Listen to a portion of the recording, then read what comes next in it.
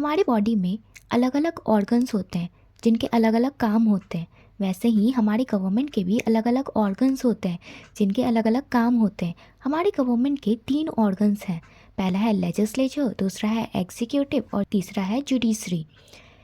Legislature का काम है कानून बनाना, लॉ बनाना।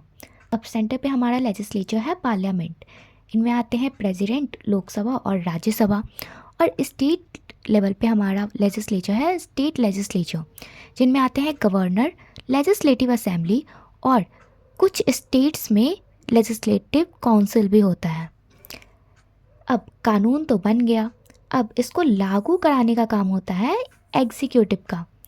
ये हमारे कानून को इम्प्लीमेंट कराते हैं, इन्फोर्स कराते हैं, यानी लागू कराते हैं। अब सेंटर पे आते हैं president, vice president, prime minister and council of ministers और स्टेट में governor, chief minister and council of ministers. कानून बन गया, लागू भी हो गया। अब कानून सही से फॉलो हो रहा है या नहीं, या फिर कानून फेयर है या नहीं, ये देखती है हमारी जुडिशरी, जो कानून की व्याख्या करती है, जस्टिस दिलाती है और उनको पनिशमेंट देती है जो भी कानून को तोड़ते हैं। इनमें आता है सुप्रीम कोर्ट, हाई कोर्ट और district courts.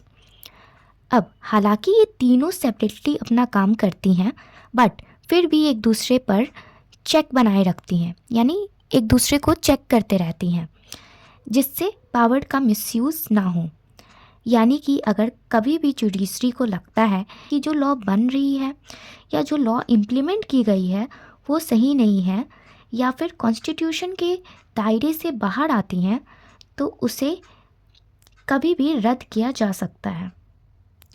I hope you all understand. Thanks for watching.